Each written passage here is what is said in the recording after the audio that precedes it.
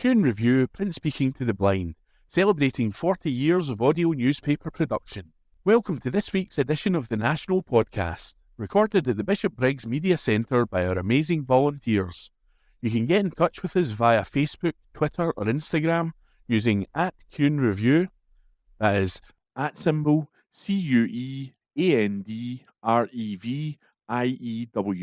You can also contact us directly by emailing information@kuhnreview.com. That is INFORMATION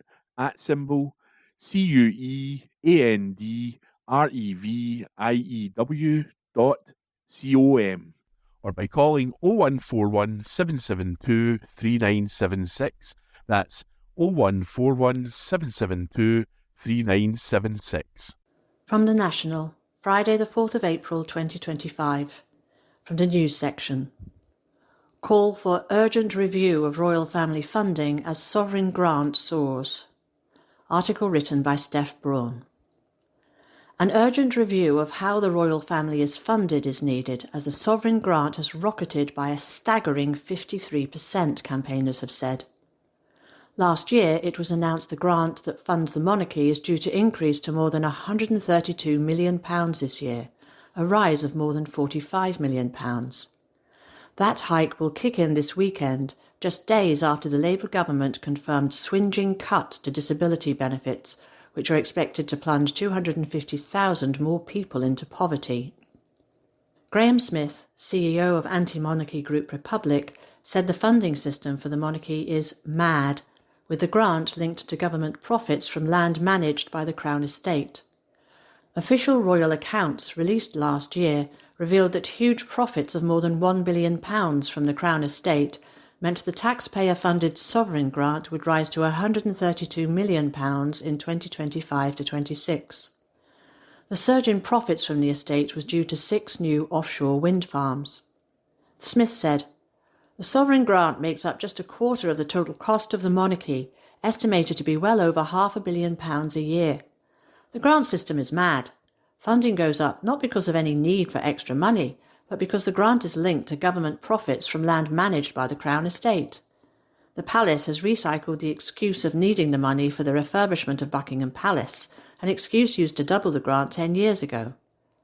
The simple fact is we only need one head of state, and that office can cost as little as £5 million. The President of Ireland costs around £4 million a year. It is obscene to see the billionaire royals rake in another £45 million in funding when disabled people are suffering cuts to their support, when schools and hospitals are struggling, and when household bills continue to rise. An annual finance report last year also revealed plans by the royal family to buy 2 new helicopters. Republic said the real cost of the royals is £510 million a year, with security costs estimated at £150 million. Security isn't part of the calculation of the sovereign grant, which covers spending such as staffing, travel, and the upkeep of royal buildings. On the true cost of the monarchy, Smith said, "It's time that £500 million was put to good use, that there was proper accounting for the cost of the monarchy, and for that cost to be slashed to just a few £1 million. Then it's time to ask why the royals have gotten away with this abuse of public money for so long." Republic has also launched a major campaign called Ditch the Duchies, arguing the duchies of Cornwall and Lancaster are public property and do not belong to the royal family. A report released earlier this year called for the abolition of both estates and for their revenue to be spent on local communities through a new national estate. Buckingham Palace insists the duchies of Lancaster and Cornwall, 2 vast property empires that generate private income for the monarch and the monarch's male heir respectively, are private estates. However, there has long been a debate over who really owns them and who is entitled to their profits, the royals or the people. In January, it emerged Prince William is set to receive millions of pounds of taxpayers' money from the vacant HMP Dartmoor in Devon, which is owned by the Duchy of Cornwall and leased to the Ministry of Justice. William's estate is not responsible for upkeep and even has a dilapidations clause under the terms of the lease, meaning the taxpayer is essentially liable for any repairs. Last year, Charles took more than £27 million from the Duchy of Lancaster, while William received more than £23 million from Cornwall. That article was written by Steph Braun and read to you by Elizabeth. From The National, Friday the 4th of April 2025, from the Politics section. Letters submitted by readers of The National. Council failed to show compassion when my friend was struggling. In light of the 15.6% council tax rise announced by Falkirk Council on April 1st, the highest in Scotland, which anyone would be excused for thinking was some twisted April Fool's joke, I was disappointed and shocked by an interaction I witnessed between a friend and the local council. This rise, coupled with an unforgiving welfare system, has left some of the most vulnerable people in Falkirk and across Scotland fearing for their future. Many are already struggling to meet their basic needs. The friend in question has recently had to enter the universal credit system and, as a result, went through a very stressful assessment process and a lengthy waiting period to find out that they were hundreds of pounds worse off each month. During this time, the council were made aware of the situation to avoid any additional stress being piled on regarding payment of rent and council tax bills. Unfortunately, Falkirk Council hasn't taken a compassionate approach. After advising my friend to wait for them to carry out an assessment, they have opted to send them an overly aggressive letter demanding that they pay a full year's council tax plus a sum from the previous year, totalling more than £1,800. They were told if they did not, they would face bailiffs and potential court action. How anyone on the basic level of universal credit is supposed to manage that is beyond me. When this person called to query the letter, they were met with an unhelpful employee working from home who informed them that the council was under the impression that they did not qualify for help in paying their council tax due to misinformation regarding what sum they were receiving via universal credit, a glaring example of government institutions failing to communicate among themselves. Instead of showing compassion to someone already in crisis, the council employee essentially washed their hands of the situation. Thankfully, my friend has the good fortune of having relatives and friends to support them in advocating for themselves. Still, I've been left deeply concerned for those around us in the local community who may be less fortunate, such as people with additional support needs or mental health issues who cannot advocate for themselves or wouldn't know where to begin. A national news report recently showed a local woman in tears on her doorstep, worried about what this rise would mean for her and the elderly sister she cares for. Our council is currently failing the most vulnerable in our society and neglecting its duty of care at a crucial moment. Perhaps it is time for the Scottish Government to abolish council tax and introduce a fairer local taxation system that does not disproportionately affect the most vulnerable members of our community. Alison W., Falkirk. Having reflected on the Chancellor's welfare reform proposals in the spring statement, I am deeply concerned about the impact these proposals will have on genuinely disabled citizens of Scotland. I am horrified to learn that some elements of the Green Paper are not open to consultation. They are scheduled to go ahead regardless. There is a noteworthy question mark over whether the proposed reforms are in breach of the Equality Act. How can the Chancellor justify proceeding with reforms until this potential breach is thoroughly investigated? An out-of-control train, ignoring the signals and red lights, comes to mind. Allowing her to do this sets a perilous precedent, increasing the likelihood of further cuts being imposed without consultation. The universal credit health element will be frozen at the current rate until 2029-30, not rising with inflation. This is immoral, especially after the Chancellor's complaints last year that she winced when looking at her bank statement despite her then £86,000 salary. Social Security Scotland may be forced to mirror the proposed Personal Independence Payment, PIP, eligibility and changes, adversely affecting disabled people claiming ADP, Adult Disability Payment, in Scotland. ADP was introduced to safeguard Scotland's people against the undignified PIP system. Fear caused by the proposed welfare reform must not be underestimated. I know of many people whose mental health issues have already been exacerbated to a dangerous degree because of it. I suspect that others, who have not suffered mental health problems before, will develop anxiety and depression as a result of the proposals. This is not acceptable. Let's hope the disability advocacy organisations backbenchers and the House of Lords will stop this frightening full-steam-ahead approach in its tracks, bringing it to a smooth, safe standstill for all its panic-stricken and helpless passengers. Otherwise, we can only expect a dreadful train wreck down the line. Hazel Mackenzie, via email. Those letters were read to you by Elizabeth. From The National, Friday the 4th of April 2025, from the Politics section. Labour send 30,000 children into poverty with two-child cap, report says. Article written by Steph Braun. The two-child benefit cap has dragged 30,000 more children into poverty since Labour took office, fresh analysis has indicated. Ahead of the 8th anniversary of the Tories putting the policy in place, the Child Poverty Action Group, CPAG, carried out research which also suggested 350,000 children would be lifted out of poverty instantly at a cost of £2 billion, while the depth of poverty would be reduced for another 800,000. The organisation says 109 more children a day are pulled into poverty by the policy. The two-child limit denies child allowances in universal credit and tax credit to third or subsequent children born after April 2017. An associated so-called rape clause grants exemptions for a child born as a result of non-consensual conception, which has remained highly controversial since it was put in place. Due to the fact the two-child limit applies to third or subsequent children born after April 2017, it is effectively still being rolled out, with more and more children affected every day. The number of children affected by the policy will continue to increase until 2035, when the first children born under the two-child limit turn 18. The Scottish Government has vowed to end the policy north of the border by April 2026. Despite the eye-watering figures from CPAG, the Labour government has chosen to hang on to the contentious policy, despite it having been introduced by Tory Chancellor George Osborne.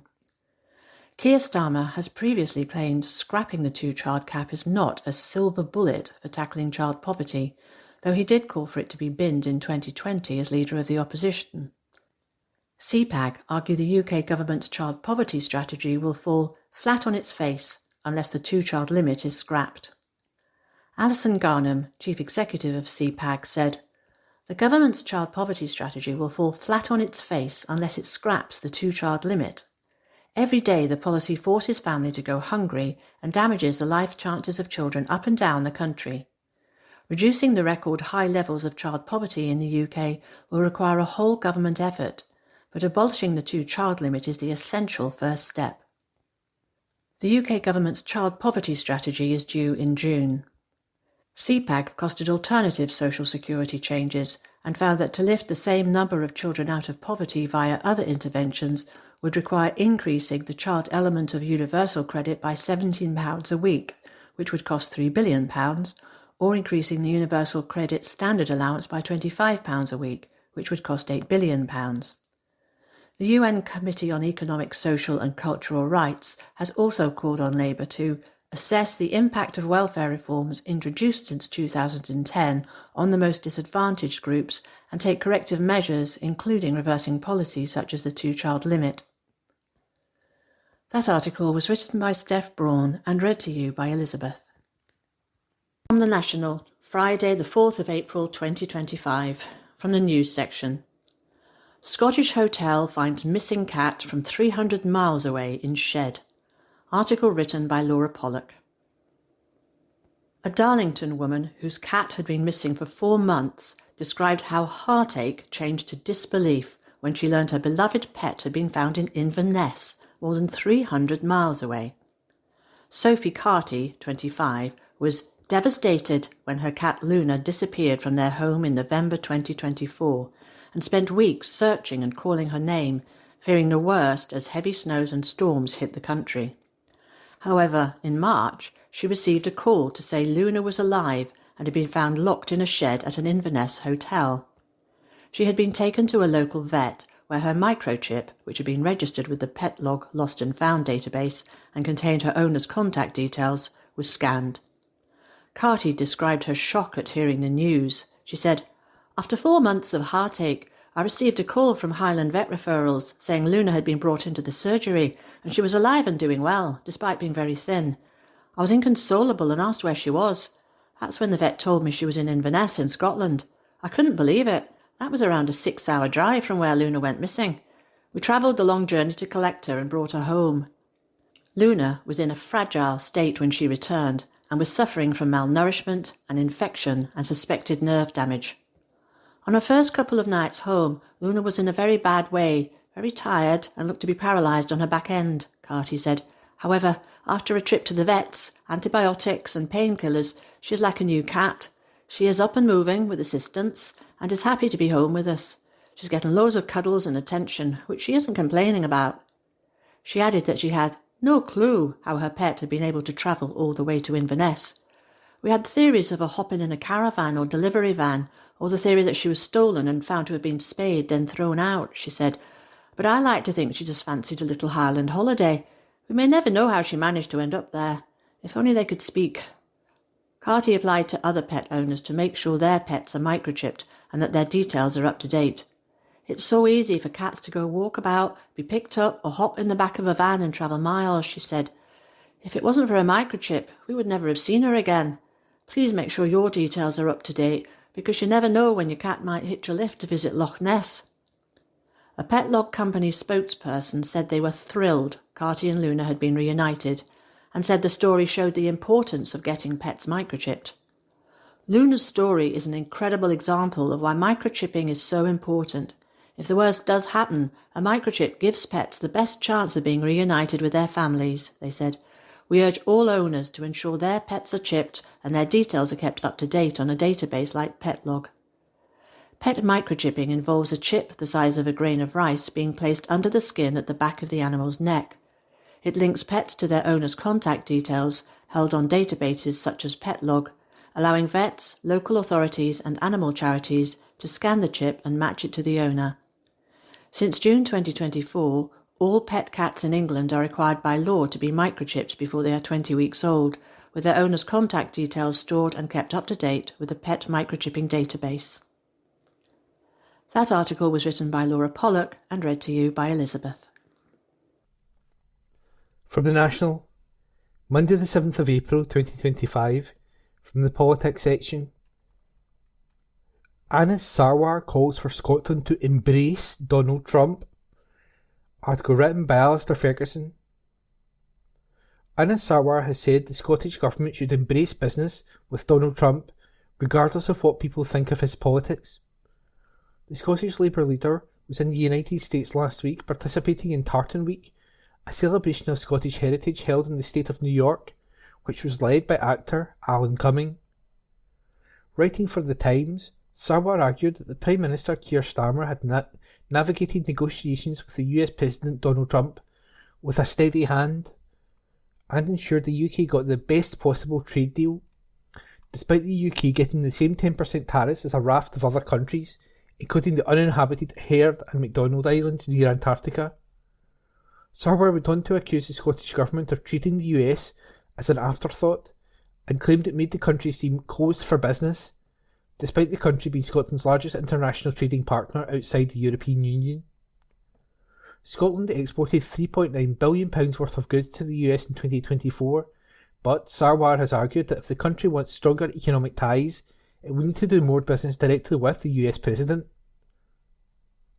A strong economic relationship with the US also means engaging with major investors who have already put their money into Scotland, including, yes, businesses linked to President Trump, he wrote. President Trump's affinity for Scotland is real, regardless of what people think of his politics. The Labour MSP went on to cite Trump International, the US President Families Organisation, golf courses in Ayrshire and Aberdeenshire, as the type of investment he would like to see more of in Scotland. Trump's Turnberry golf course was targeted by protesters in March over the US President's position on Gaza. Members of the group Palestine Action dug up the course greens and spray-painted the words "Gaza is not for sale" across the lawn of the South Ayrshire course. Sarwar went on to say the Trump family would have been frustrated doing business in Scotland and suggested winning the US President's favour should be obvious. Trump's plans to implement sweeping tariffs on imports, which have sent financial markets reeling, raised fears of a recession, and upended the global trading system. I am sure at times they have felt frustrated at doing business in Scotland, but the potential benefits of having the President of the United States as an advocate for others to invest in Scotland should be obvious, Sarwar said. He added, "The lesson here is clear. If we want Scotland to prosper, we must make it a place where businesses feel wanted and welcomed. We cannot afford to let a political point scoring get in the way of economic growth."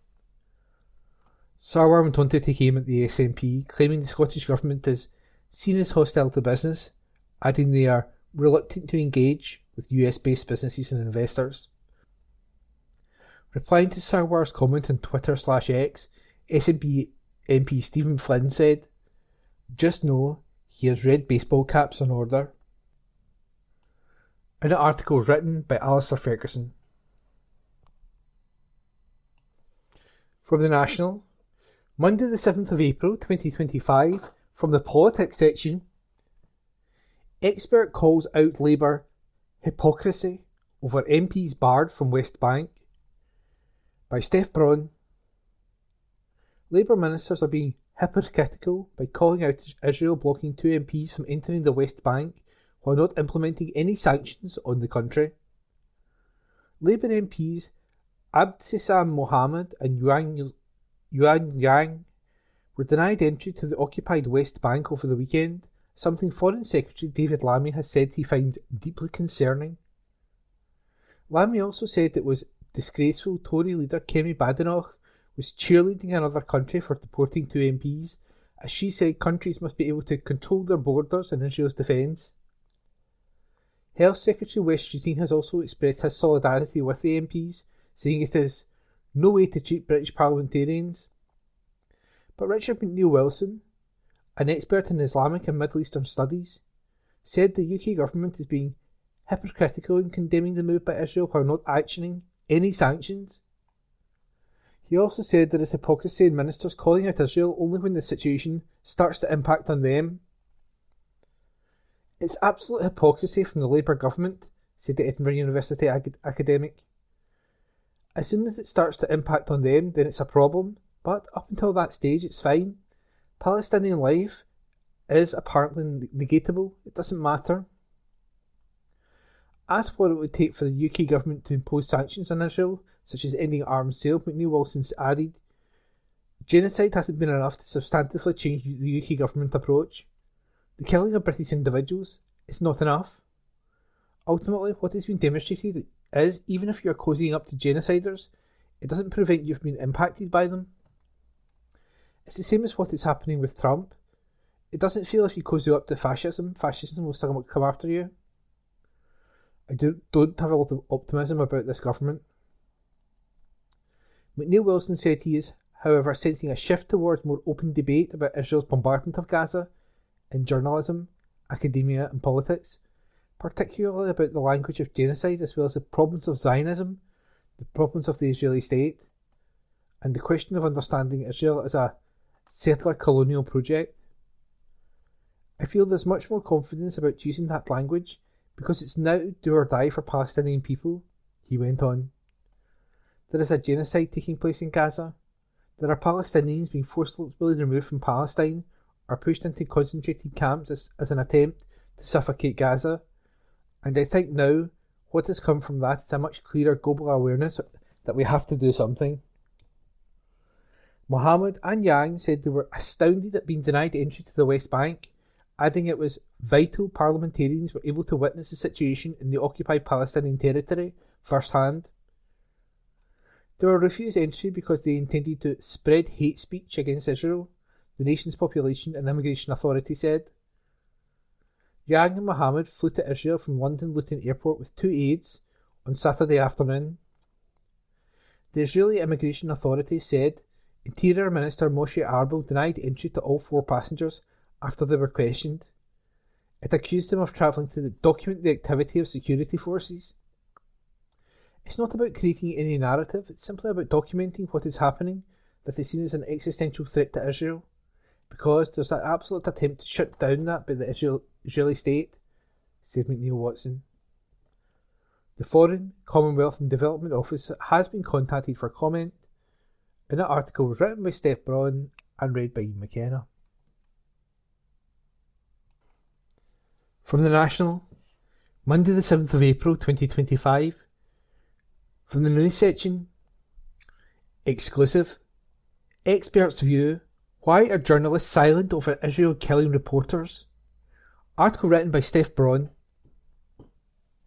Journalists are not speaking out about fellow reporters being killed by Israel because of a widespread belief Palestinian life does not matter much as other life, an expert has claimed. Overnight, Israeli forces bombed a media tent outside Nasser Hospital in Khan Yunis, which killed a Palestinian reporter and wounded several others. It comes after Hossam Shabat of Al Jazeera Mubashir and Mohammed Mansour from Palestine Today were killed by Israeli airstrikes within hours of each other on March 24. The Watson Institute for International and Public Affairs has said Israel's war in Gaza is now the deadliest ever for media workers, according to its Costs of War project. The United States-based think tank's report released last week stated that Israeli forces have killed 232 journalists and media workers since the war in the enclave began, following the October 7, 2023 attack by Hamas on southern Israel. The figures demonstrate that more journalists have been killed in the conflict than in both world wars, the Vietnam War, the wars in Yugoslavia and the US war in Afghanistan combined, the report said. Yet Dr. Michael McNeill Watson, who lectures in the Islamic and Middle Eastern Studies Department at Edinburgh University, has picked up on a lack of journalists expressing solidarity and empathy. Speaking about why he thinks this is, McNeill Watson said there is a general acceptance across a variety of professions that Palestinians are less worthy, resulting in a lack of international sympathy. He told The National, "It's partly because of the war and terror rhetoric by Israel, but also by the US and by the West and Europe of framing Palestinians, framing Arabs as being linked to terrorism. As soon as you do that, you negate basic human rights. You negate the right to life that Palestinians have. As a result, you have the embedded lack of empathy with Palestinians, even just to exist, that is not applied in other settings."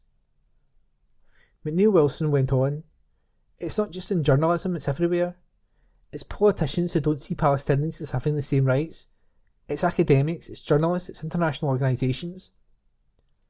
There is a sense that Palestinian life doesn't matter as much as other life. We see this in media framing itself. We've had years and years of media framing Israeli life as being more valuable and far more able to have rights than Palestinians. The classic framing of Palestinians were killed, whereas Israelis were murdered by Palestinians. That passive voice is used towards Palestinians. Because of the way in which Palestinians are framed as being less worthy and linked to terrorism, international sympathy is just not there." McNeill Wilson said the way in which Palestinian life is framed by the media is inherently dehumanising. Even as victims, Palestinians are not seen as being good enough victims, and you have to be a certain kind of victim in order to get sympathy, he said. In some cases, he said journalists will be scared to speak up even if they feel compelled to call out the killing of colleagues by Israel. He said there is a dangerous framing in society that the Israel-Palestine issue is too complicated, and so people, including reporters, feel afraid to share opinions about it in public. Asked if journalists would be scared to speak up about the murder of journalists in Palestine, McNeill Wilson said, "Absolutely. I have encountered this in academia, people saying don't speak out because it will hurt your job prospects. It's also that issue of framing Palestine as being an issue that's too complicated. That's also quite dangerous. This idea that we can't understand it, so we won't speak about it, or we'll try to present two sides of a genocide. Why do we need to do that? We don't need to do that, and it's ethically wrong to present two sides." And that article was written by Steph Braun and read by me, Ian McKenna. From the National, Monday the 7th of April, from the news section, Scottish teacher struck off after hitting pupil while tutoring. Article written by Laura Pollock. A Scottish school teacher has been struck off the teaching register after hitting a pupil during a private tutoring session in her home. Alexander McLean, a maths and physics teacher, was convicted in November 2023 at Hamilton Sheriff Court of assaulting the female student. When McLean found out about the prelim result, he responded he could have scalped her up the A******. McLean hit the pupil in the body after she gave a wrong answer to a question during a tutoring session in her home. McLean stated he did not wish to teach again or to be involved in the investigation when contacted by the General Teaching Council for Scotland, GTCS, in October last year. He said, "Remove me from the teaching register as I have no desire to ever teach again. This will be my final correspondence with you and the GTCS, and further communications will be ignored." The council found McLean had fallen significantly short of the standards expected, was fundamentally incompatible with being a registered teacher, and that he was unfit to teach. McLean was struck off on November the 4th, 2024, and is barred from reapplying to the profession for 2 years. An article was written by Laura Pollock. From the National, Monday the 7th of April, from the politics section. Tory MP defends Israel's right to block MPs from entering West Bank. Article written by Abby Garton-Crosby. Scottish Tory MP Andrew Bowie has defended Israel's right to block 2 Labour MPs from entering the West Bank. It emerged on Sunday that Westminster politicians Yoon Yang and Abdeslam Mohammed were detained and deported from Israel. Israeli authorities said in a statement that they were denied entry because they were suspected of wanting to document Israeli security forces and spread hateful rhetoric against Israel. However, the MPs said they made the trip with charity partners as part of a delegation to visit humanitarian aid projects and communities in the West Bank. The incident has sparked political outrage in the UK, with Foreign Secretary David Lammy stating that he had made clear to his counterparts in the Israeli government that it is no way to treat British parliamentarians. Conservative leader Kemi Badenoch sparked outrage on Sunday after she said she was not surprised that MPs were detained. Badenoch said that every country should be able to control its borders, and that's what Israel is doing as far as I understand.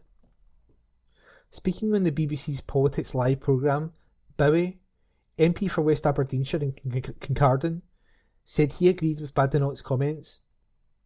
He said, "I agree that Israel has a right to determine who enters its country in the same way that, of course, the UK government has a right to determine who enters the United Kingdom.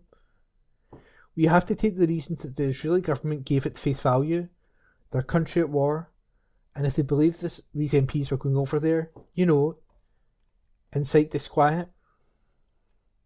Labour MP Chris Curtis interjected to ask if Bowie thought the MPs were doing so, to which the Tory MP said that's the reason Israel gave. "That's their reasons. I'm not a spokesperson for the Israeli government," Bowie replied. "You just said they were right to do it, so you must agree with their arguments," Curtis added. "I didn't actually, Chris. You heard what I said. I said every government has a right to determine who enters their borders," Bowie said. "We've got to take what the Israeli government said at face value, and that's the reasons they gave. We'll be hearing more about this afternoon in the House of Commons, and then we Commons, and then we can ask questions to the Foreign Secretary."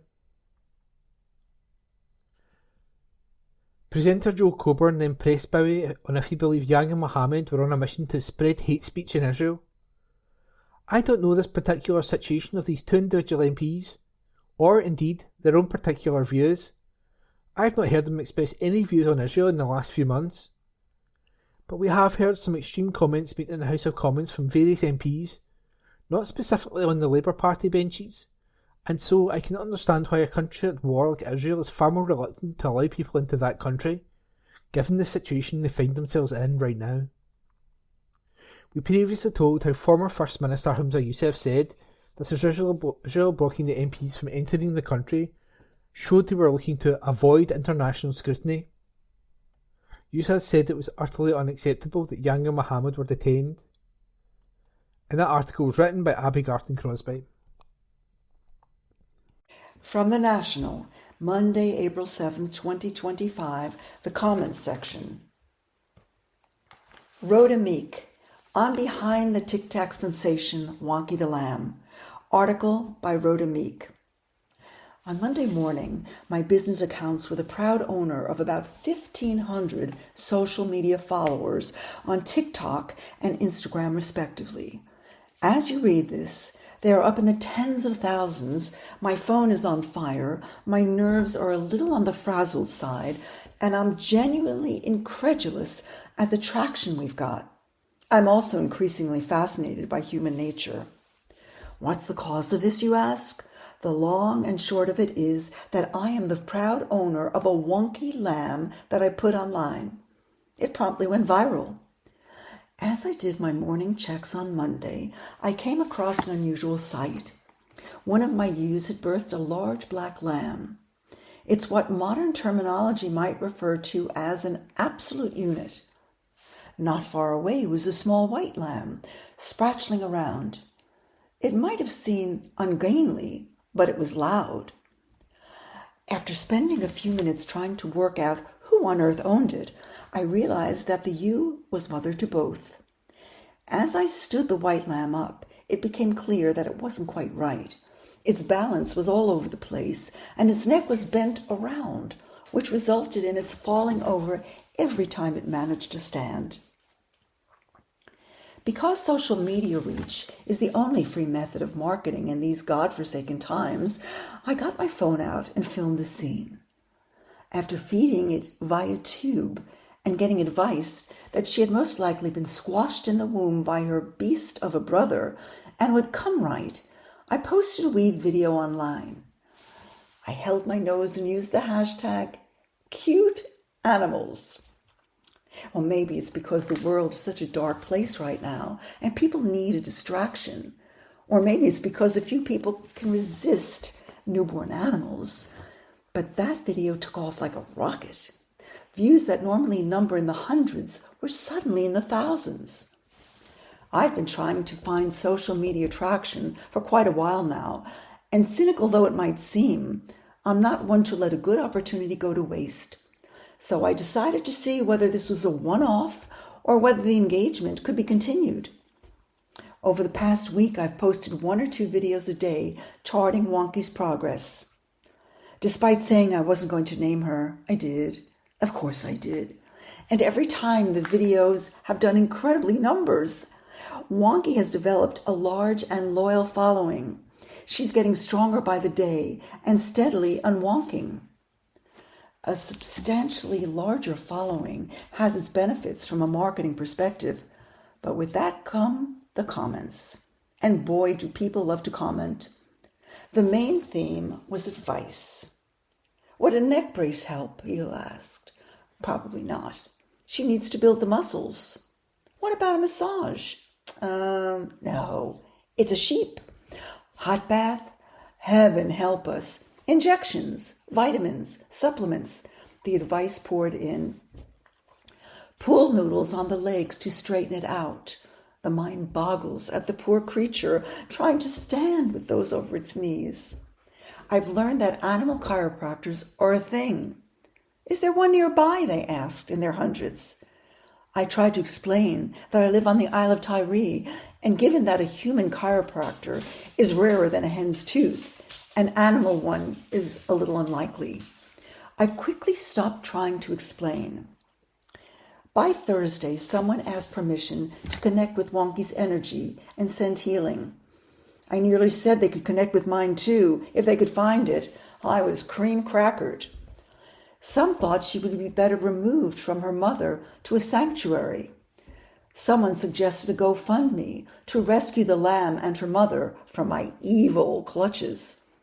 How do you sleep at night? Asked one individual. Soundly, if I'm honest. I'm midway through lambing on my own.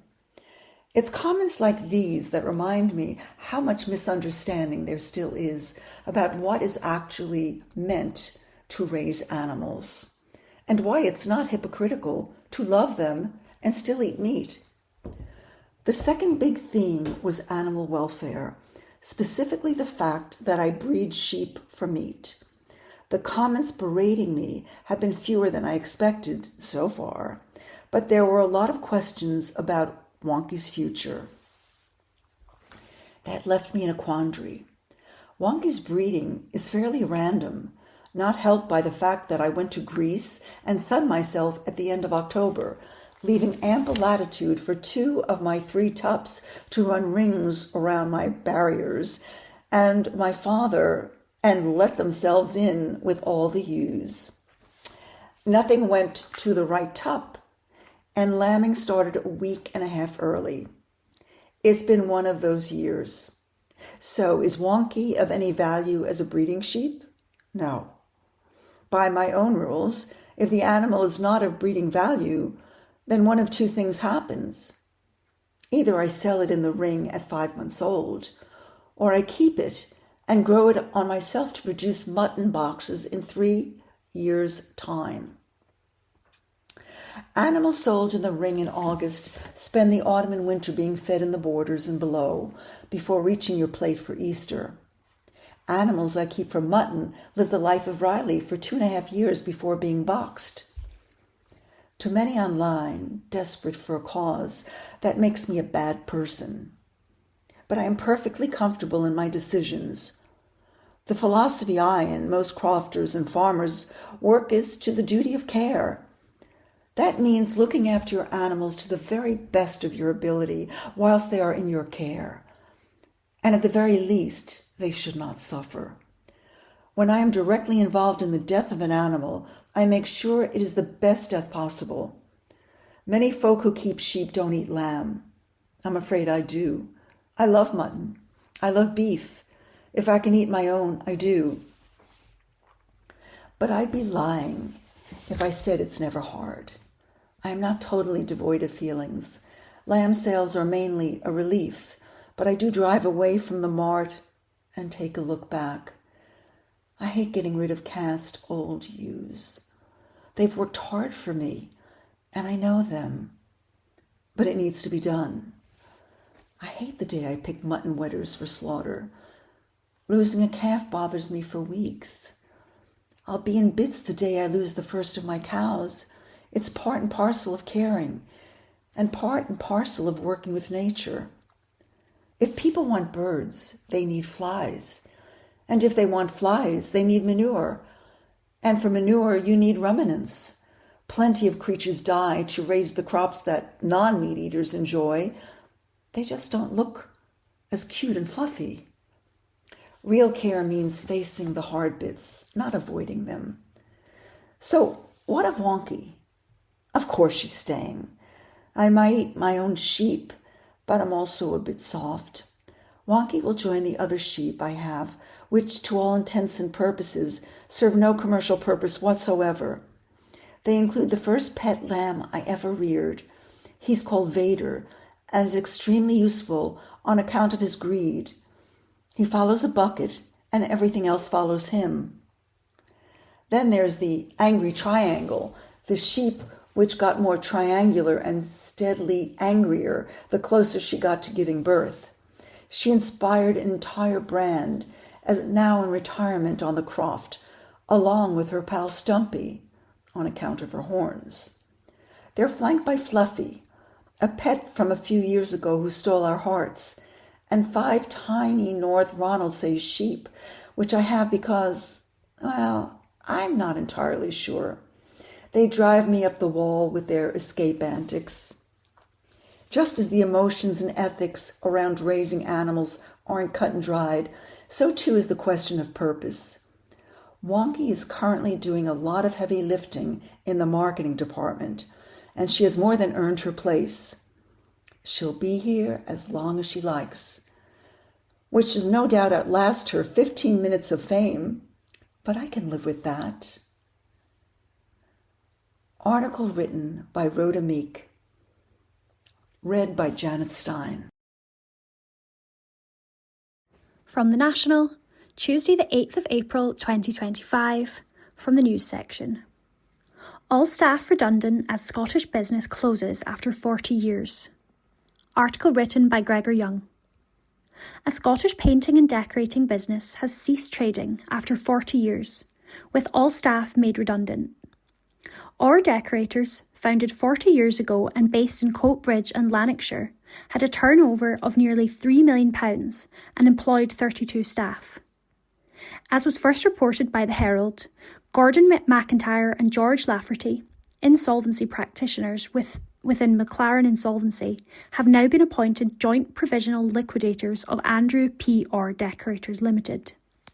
The business, which the joint provisional liquidators noted provided a wide range of painting and decorating and related services, including expertise in environmentally friendly coatings and finishes, experienced significant cash flow pressures amid rising costs and overheads.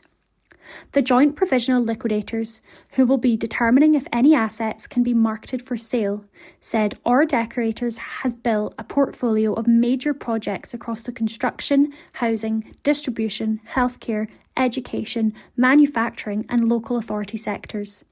Losses were incurred as a result of rising costs and overheads, which in turn led to significant cash flow pressures.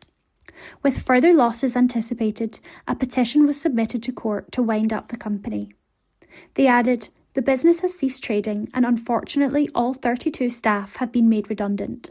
The joint provisional liquidators will focus on helping staff register any claims with the Redundancy Payments Office and by liaising with relevant employment support agencies such as PACE." McIntyre said, "Our Decorators was a highly regarded commercial painting and decorating contractor with a quality client base. The business was severely affected by trading problems, and despite the best efforts of the directors, insolvency was the only option. We will now wind down the business and will be determining if there are any assets that can be marketed for sale in due course." And that article was written by Gregor Young. From The National, Tuesday the 8th of April 2025, from the news section. Cyclist found dead on single track road in Scottish Highlands. Article written by Gregor Young. A cyclist has been found dead on a single track road in the Scottish Highlands. Police are appealing for information after the 66-year-old man was found unresponsive alongside his Specialised brand bike at around 3:20 p.m. on Monday, April 7th, on a road in Leithen near Nairn. Officers said the stretch of road is known locally as Raspberry Hill. Emergency services attended, however he was pronounced dead at the scene. Police said they do not currently believe there were any other vehicles involved, but have appealed for any information. Sergeant Douglas Scott said, "Our thoughts are with the family and friends of the deceased at this difficult time. There are not believed to be any other vehicles involved in the incident, and our inquiries to establish the full circumstances are ongoing. If you were in the area around the time of this incident, please get in touch with officers. We are also asking drivers to check dashcam to see if there is something recorded that could help our inquiries. Anyone who can assist is asked to call Police Scotland on 101, quoting incident number 1956 of the 7th of April. And that article was written by Gregor Young. From The National, Tuesday the 8th of April 2025, from the Politics section. Scottish Government offers pay rise to NHS nurses and staff. Article written by James Walker. The Scottish Government has offered an 8% pay rise over 2 years to NHS staff. Health Secretary Neil Gray set out plans for a 4.25% increase in 2025 to 2026 and a 3.75% rise next year. The offer, which the government said would cost around £191 million, will also be protected by an inflation guarantee, meaning pay increases will always be at least 1% above the consumer price index rate. Unison has announced plans to ballot staff on the changes, with the union's co-lead for Health in Scotland, Matt McLaughlin, saying, "The government has said that this is its final offer. The union's health committee will now take soundings from NHS staff and then meet to discuss next steps. Unison members will always have the final say on their pay, so the union will put it to them in a consultative ballot as soon as that can be arranged." The Royal College of Nursing, RCN, Scotland, said its board is considering the offer in detail. Director Colin Pullman said, Our pay claim, submitted in January, called for an offer that reflects increases in living costs and begins to address the historic erosion of pay. RCN Scotland board members are considering the Scottish Government's offer in detail. Nursing staff are the ever-present safety-critical workforce across the whole of health and care. Fair pay is vital to recruiting and retaining nursing staff, to filling the thousands of vacant nursing jobs and giving people the care they deserve. Pullman hit out at the timetable for negotiations, claiming nurses are rightly frustrated that the government kept them waiting. Claire Ronald, the senior negotiating officer in Scotland for the Chartered Society of Physiotherapists, said the deal is the best that can be achieved, adding it will now consult members. Gray described the deal as strong, saying it had come as a result of constructive talks with the unions. It is guaranteed to remain above CPI inflation, which gives added reassurance to staff and will ensure Scotland's nurses, midwives and NHS staff have the best pay in the UK, he said. This comes on the back of increased employer national insurance contributions, following the UK government announcement in October 2024. It directly increases the overall cost of pay by an estimated £191 million for Scotland's NHS. I want to express my thanks again to Scotland's hard-working healthcare staff for their continued hard work and commitment. The unions will now consult their members and I hope this offer will be accepted. From The National, Tuesday the 8th of April 2025, from the Politics section. Scottish charity blames Labour's tax rises as crucial services cut. Article written by Xander Eliards. A major Scottish charity has pointed to the Labour government's tax rises after closing down a crucial service. Chancellor Rachel Reeves announced in her October budget that employer contributions to national insurance would rise by 1.2% to 15%, while the threshold at which it is paid has also been reduced. The move has been criticised as a tax on workers, which Labour pledged not to implement, as experts say it will push down a wage growth, wider economic growth and stop businesses creating new jobs. Epilepsy Scotland Chief Executive Leslie Young told the Daily Record that the UK government's decision was forcing charities like hers to close down services. It's the straw breaking, the camel's back, Young said. Amid a long-term funding crisis in the third sector, the Chancellor's rise in employers' national insurance contributions is forcing charities like ours to shut down life-saving initiatives. The Epilepsy Scotland chief went on. The need for money for life-saving charities and their projects outweighs its availability by an order of magnitude. In our case, the Aberdeen Support Group has played a crucial role in supporting individuals living with epilepsy by providing a welcoming space for peer support. Facilitated by a trained Epilepsy Scotland professional, the group ensured a safe environment where members can discuss their experiences and concerns. With 20 members, the group meets twice a month to host social events. The group has expanded beyond the city, reaching rural communities in Aberdeenshire, with some attendees travelling up to 2 hours to participate. Young called for a rethink on the hike in employers' national insurance contributions, which came into effect on April the 6th. It comes after Scotland's Finance Secretary, Shona Robison, called the increase inexplicable if Labour ministers want to increase growth, which is their first priority in government. UK ministers have set aside £4.7 billion to compensate the public sector in England to cover increases, with Scotland likely to see a population share of the funding through the Barnett formula. But Scotland has consistently had a relatively bigger public sector workforce than the rest of the UK, meaning a population share of the total pot will not cover the increases, forcing public services or the Scottish Government to foot the bill. Robison said, "The UK government's national insurance hike is bad for our public services and bad for business. The UK government is shortchanging the Scottish Government's funding for vital services like the NHS and putting business at a disadvantage with this tax on jobs." Given that UK government ministers claim their number one priority is driving economic growth, it is inexplicable that they would take a decision that will impact employers in this way. The Chancellor is also yet to confirm the additional funding we have been promised to mitigate employer national insurance contributions in the public sector, despite the new financial year starting and the policy coming into effect.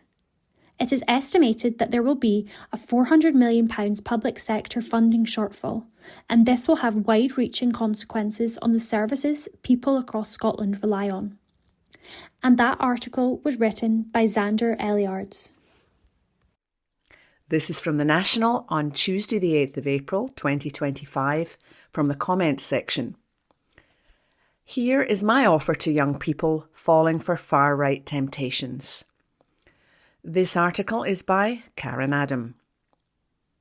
I'll never forget the first time I heard the words of the song Hope Over Fear during the 2014 independence referendum campaign.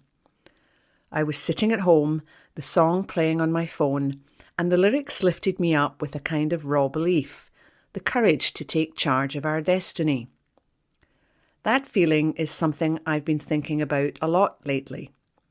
There's a weariness in the air today, a kind of resignation. For young people in particular, the world can feel like it's closing in rather than opening up. When that happens, it's easy to see how someone or something can step in offering a false sense of rebellion. Something loud, something that claims to be anti-establishment, something like Nigel Farage. But let's not kid ourselves. There's nothing rebellious about Farage, or Keir Starmer, or Kemi Badenoch, or their Scottish equivalents, Anas Sarwar, parroting UK Labour policy with no shame, or Russell Finlay, whose Scottish Tory party has seen defections because they're becoming indistinguishable from Reform UK.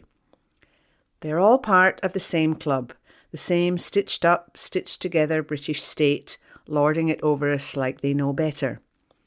They spent years telling you Scotland was too wee and too poor, when really they were just scared you'd realise the truth, which is that we're more than capable of running our own country and always have been.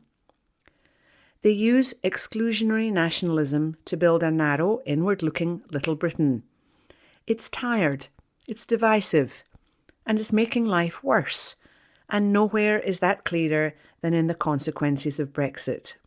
Scotland didn't vote for it, but we've been dragged out anyway, and our young people have paid the heaviest price. Their right to live, work and study across the European Union? Gone. Meanwhile, Europe has just launched a free rail travel scheme for young EU citizens. Thousands of 18-year-olds will get to explore the continent at no cost, while young Scots sit on the sidelines, robbed of the same chance by a Brexit they didn't choose, a future they didn't vote for. That's not rebellion, that's repression, and it's the result of a system that's worked very hard to make you believe that this narrowing, fearful, performative mess is as good as it gets. And I get it. When you're priced out of housing, when full-time work barely covers the basics, when climate anxiety, social isolation, and political cynicism are the norm, it's easy to fall into the trap. It's easy to believe that nothing will ever change. That's what Westminster relies on, not offering solutions, but instead distraction. Look at Farage. He knows how to perform rage. He makes xenophobia look like banter. He gets clipped into ironic memes and TikToks, and somehow the politics of resentment is rebranded as rebellion. He's a wealthy wolf covering himself in working-class sheep's clothing. None of these cringy Westminster braggers care a jot about any of us. It's fake. It's hollow. It's the same old con in a louder voice. And when you add in cultural moments such as the recent Netflix series Adolescence, you see the shape of the crisis. It's not just ideological, it's emotional. The show exposed a generation of young men being radicalised, not just by content, but also by collapse. A collapse of identity, connection, and hope.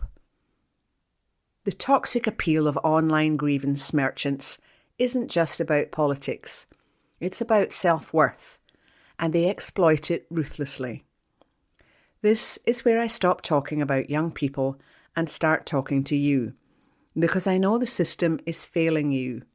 I know life is harder than it should be, and I know that in a world full of disinformation and detachment, it's easy to tune out. But I'm inviting you to do the opposite. The independence movement isn't nostalgia. It's not tribalism. It's not the politics of resentment. It's the politics of power. Who has it, who uses it, and who benefits. And right now, power in the UK is hoarded by the same faces, no matter the party in government. Whether it's Starmer slashing 5 billion from welfare, or Badenoch defending a system that failed millions, or Farage angling for his next GB News segment, it's all theatre. Meanwhile, they keep punching down. Always someone vulnerable, always someone other. Real rebellion doesn't punch down, it punches up, breaking ceilings. It invites people in. Independence isn't a far-off dream, it's the next logical step. The way to stop asking permission, the way to protect what we've built and take it further. It's not about breaking away, it's about breaking free.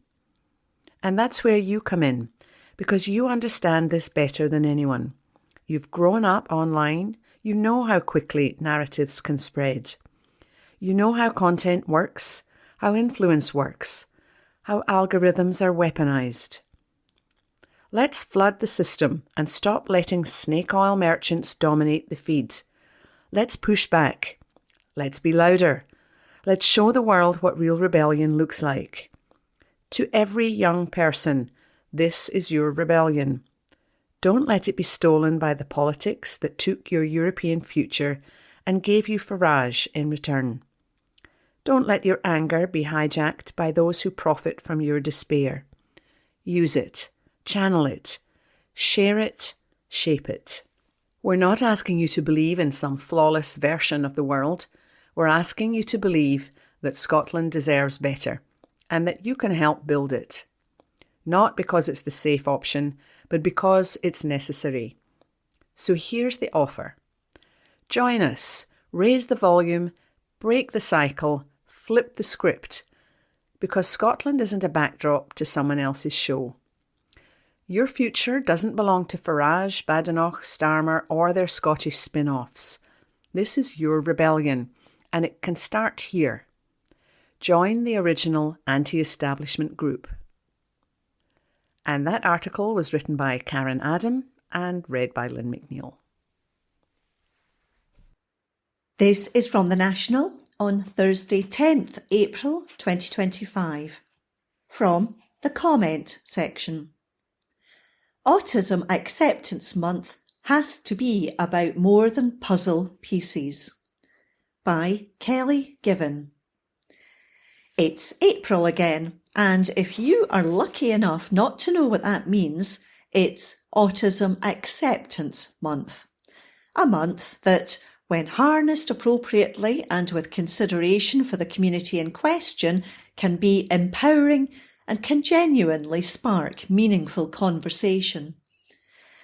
But that is instead more often not hijacked by tokenistic, hollow, neurotypical-centred narratives that serve little other purpose than to give leadership teams in obscure glass conference rooms a collective pat on the back, the multicoloured puzzle pieces' annual time to shine. Note that I said acceptance and not awareness, because despite the former being the preferred term among the autistic community, I guarantee throughout April it will be awareness that the corporate beasts will incessantly batter you with. Simply put, the autistic community chose to reclaim Autism Awareness Month, sick of the simplification and lack of depth that offered corporate entities and governments the ability to capitalise on autistic inclusion without doing any of the actual work to change the lives of autistic people. We decided to move past it, or at least we are trying to, but are obviously being ignored by those who swear they are partaking in championing our voices. Acceptance, unlike awareness, demands action. Most people in 2025 are aware of autism. It isn't awareness that this moment requires. While we may live in a society now that is aware of autism, and that is somewhat of a development, we are far from one that understands it or accepts it. Far too many, and I would argue, having lived as an autistic person for 28 years now, that is, most, still don't realise the impossibly ingrained inequalities that autistic people face every single day in a society that was simply never built with us in mind. And in Scotland, we are still falling miles short of turning awareness into meaningful change. Let's start with a few hard truths. According to recent figures, just 29% of autistic adults in the UK are in any form of employment. The majority of those are in low-paid and part-time work. That is the worst employment rate of any disability group.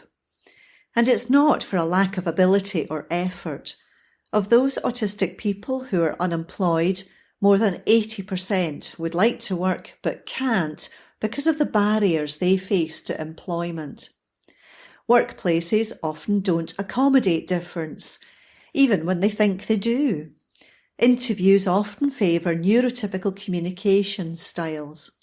Workplace environments can be overwhelming, and stereotypes about autistic people persist, quietly shutting doors before they even open. The introduction of schemes like Disability Confident, which were intended to break down these barriers, in my experience, do almost nothing structurally to create lasting change. At best, they provide a shiny sticker for the employer's website that lures disabled people into thinking it might be a safe place for them to apply, only to leave them high and dry months down the line when they are employed with no tangible support and expected to perform to the best of their ability. Employment for autistic people is a minefield. It's so bad that the vast majority of us are unemployed, and it's not enough of a priority for anyone, it seems. Meanwhile, though we might be underrepresented in the workplace, we are massively overrepresented in the criminal justice system. Often due to a lack of understanding at every intersection of said system by police, courts, solicitors, jurors. Research from the Equality and Human Rights Commission found that autistic individuals are 7 times more likely to come into contact with the criminal justice system than our neurotypical peers, often due to behaviours misinterpreted as suspicious or non-compliant, but that are actually rooted in stress, sensory overload, or communication differences. Further research undertaken in the past few years found that when considering the rate of underdiagnosis in neurodivergent conditions, more than half of the UK's current prison population could reasonably be expected to be neurodivergent. It's not because neurodivergent people are more criminally inclined. It's because the system is impossible for neurodivergent people to navigate and is set up in a way that is detrimental to our success. You would think, given how dire the situation is, that the Scottish Government would be in a rush to make things better. But unfortunately, it's been kicked into the long grass until after the next election. The Learning Disabilities, Autism and Neurodivergence (LDAN) Bill, which had previously been committed to within the lifetime of this Parliament, was pegged as a game changer. Legislation that would place our needs and voices at the heart of policy, service delivery and, arguably most importantly, justice. Originally primed for introduction in 2023, the government allowed it to become background noise amid an ever-growing priority battle. Consultation and discussions have been ongoing to an extent, but quite frankly, we don't need more listening exercises. We need action. Another 18 months of inaction is another 18 months in which autistic people in Scotland will be without the access we deserve to our communities, and that time frame is a minimum. This month is supposed to help, as if it did its job correctly, would be leaving the government feeling sheepish this spring. But the conversation tends to, and I can guarantee it will this year, get stuck in the inspiration narrative. I'm sure you know the type. The one that hones in on the autistic mathematical geniuses, or even worse, patronisingly paints our community as heroes and brands our neurological differences as superpowers. Autism isn't a tragedy, nor is it a superpower. It is as simple as being a neurological difference that exists within a huge spectrum. As the saying goes, if you have met one autistic person, you've met one autistic person. For a diagnosis so muddied with harmful stereotypes and generalisations, autism doesn't mean any one thing for any one person. It means different things for all of us, often varies at multiple points in any one given day, and every one of us deserves equal respect and understanding about how we show up in the world according to those needs and definitions. Real acceptance acknowledges that, and it transpires into funding services properly, particularly the social care sector. It means training police officers, teachers, employers, healthcare workers, anyone vital to the fabric of our society, to not just be aware, but to meaningfully interact with what it means and doesn't mean to be autistic. It looks like fostering a culture where autistic adults aren't excluded from the workplace and forced into crippling poverty or prison cells.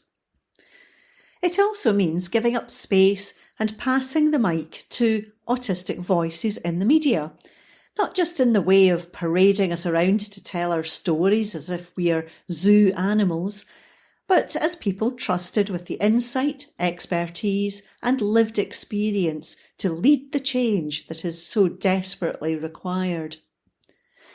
Scotland has the opportunity to lead on this. The LDAN bill cannot be allowed to fade into the background as political noise levels rise in the run-up to 2026. With candidates beginning to ramp up their campaigns, now is the time to ensure that pressure on this is a forefront issue for all parties. Autism Acceptance Month isn't about celebrating one autistic person's extraordinary achievements, pushing the narrative that we're all incredibly inspirational just because we exist, or, worst of all, expressing pity for the tragedy you seem to think we embody. It's about fighting for a reality in which ordinary life is possible for us, a world where an autistic person can access their dream job without hiding who they are, where a public meltdown won't lead to handcuffs or restraint, and where policy making includes, not just consults, those of us at the heart of the challenge. Awareness is futile. Acceptance is what changes lives. That article was by Kelly Given. This is from The National on Thursday, 10th April 2025. From the Culture section.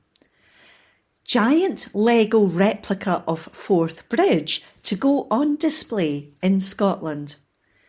By Steph Braun. A giant Lego replica of the Forth Bridge is to go on display in Scotland for the first time. The 26-foot model of the UNESCO World Heritage Site is made from 100,000 bricks and will go on display in Edinburgh next month. Made by a team of 4 builders from the Lego UK Railway Group, it features 2 working replica train tracks. The Lego Bridge will be displayed at the annual Eden Brick Charity Model Show on May 10th and 11th. It first went on display in Manchester at the Bricktastic Festival, but this is the first time it will visit Scotland. Doug Adamson, lead organiser of Edinbrick, said, "When we heard that LUKR were looking to return to Edinbrick after last year, we knew we would need more space for displays. What could be more fitting than seeing the biggest Lego Forth Bridge ever built in the city that you can see the bridge for real?" Built in the 1880s, the Forth Bridge transports trains on the Aberdeen to Edinburgh route across the Firth of Forth. Sitting alongside the newer Forth Road Bridge and Queensferry Crossing, it is one of the most iconic structures in Scotland, having been voted the country's greatest man-made wonder in 2016. That article was by Steph Braun. This is from The National on Thursday, 10th April 2025. From the Culture section. Travel firm plunges into administration after 25 years. By Ben Waddle. A major travel operator has fallen into administration after 25 years. Jetline Travel has called in administrators after providing travellers with package holidays for more than 2 decades. The firm entered administration after ceasing trading as an air travel organiser's licence (ATOL) holder on March 6th, Travel Weekly reported. Joint administrators Neil Bennett of corporate recovery and insolvency firm Leonard Curtis and Alan Clark of financial assistance specialist Carter Clark were appointed on March 28th. The travel company, which is based in North London, has been trading since 2000 and held an ATOL for 4,790 passengers. It mainly acted as an agency selling cruises and cheap package holidays to Brits. Reports suggest the firm ceased trading in March with 800 forward bookings and 20 customers overseas after Carnival brands Princess Cruises, Cunard and Holland America Line announced the cancellation of some of the outstanding bookings through Jetline Holidays due to breach of contract. Meanwhile, it is understood Jetline, which traded under several brands, has failed to pass on customer payments. Travel Weekly reports it had been selling cruises both as a retailer and at net rates, making itself the principal on some bookings. However, the Civil Aviation Authority required the firm to operate an escrow account that held 70% of ATOL payments and should cover the majority of ATOL refunds. Jetline director and principal owner Stephen Roberts declined to comment to Travel Weekly. That article was by Ben Waddle. That concludes this week's edition of the National Podcast. Please remember to subscribe to our channels at Tune Review and to tell your friends about our service.